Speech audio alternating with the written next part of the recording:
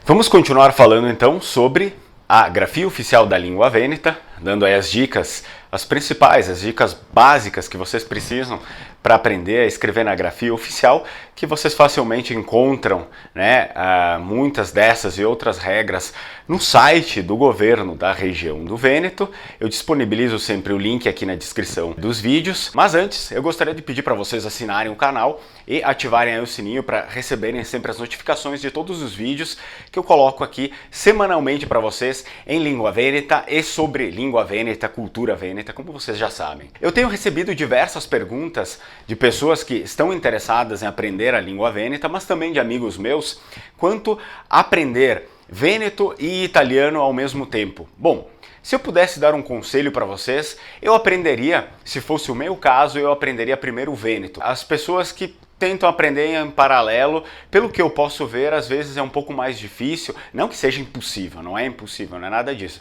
Só digo que, ao menos no início, me parece um pouco mais confuso. As pessoas têm a tendência de confundir uma coisa com a outra, ao invés de dizer mi son, diz io sono e assim por diante. Então, principalmente nas similaridades, algumas coisas que tem de parecido entre o vêneto e o italiano, mas que não é igual, assim como acontece com o português e o espanhol, né? Tem coisas que são parecidas, mas que não são iguais, as pessoas tendem a se confundir.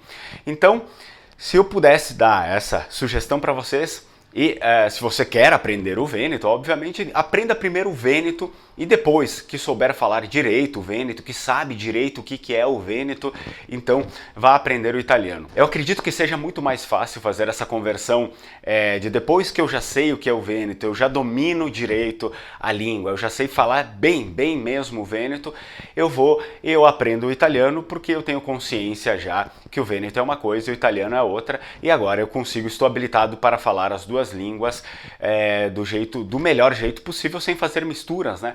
Porque se eu não conheço direito primeiro essa língua, e eu acredito que seja melhor conhecer primeiro o vêneto direito, de repente você estará fazendo confusão na hora do vêneto, confusão com o italiano, e na hora de falar italiano, confusão com o vêneto, e aí fica complicada a situação. Essa é a dica que eu deixo aqui para vocês hoje no vídeo, e ela é uma dica valiosa, porque pelo que eu vejo é um problema quase nacional da Itália, essa questão entre as línguas históricas e a língua italiana, e eu vejo que as principais críticas de muitos linguistas italianos é que as pessoas lá não aprendem direito suas línguas locais e efetivamente muitas vezes não têm onde aprender, não ensinam, né, não tem esse investimento, também por parte do Estado, né, não tem esse investimento, e por conta das pessoas não saberem as suas línguas históricas, e elas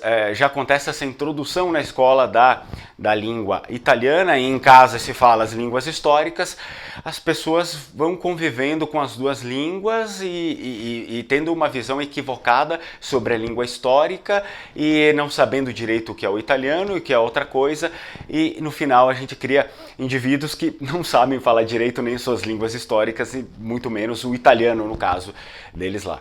Então, esse é um problema histórico que eles têm lá e que seria melhor a gente deixar esse problema lá, né? Que obviamente seria legal que eles resolvessem isso, mas deixa esse problema lá.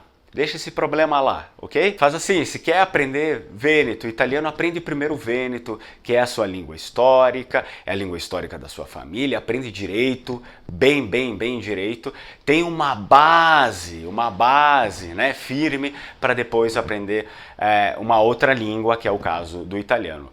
É como se fosse nós em relação ao português. Mal saber falar o português e já vai querer aprender inglês, espanhol. Então imagina, a gente vai ter bastante dificuldades até, né, de aprender uma outra língua.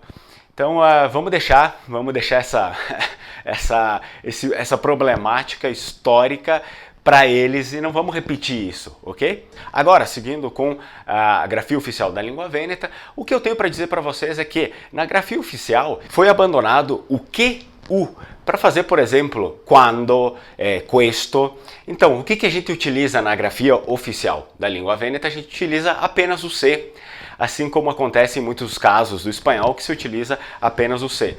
Por exemplo, quando, a gente tem duas possibilidades dependendo da pronúncia. Se a sua pronúncia for quando, você pode escrever com cu, quando. Se a sua pronúncia for como a minha, que eu digo quando, que é voltado mais para a letra O, então eu escrevo co, quando.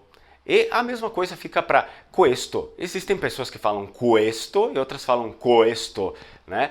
Então, você pode escrever com cu ou com co. Relembrando que questo na língua vêneta, muitas vezes, 90% das vezes, né, a gente abrevia, dá para colocar um apóstrofe e escrever apenas esto. Esto qua eles ele mecan. Ok, pessoal? Essa é a parte de hoje sobre a grafia oficial da língua vêneta. Nada de utilizar o QU, mas sim o C.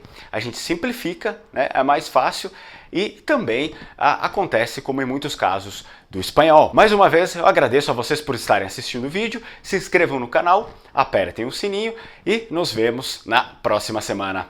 Tchau, tchau, strucon, fradei e soré.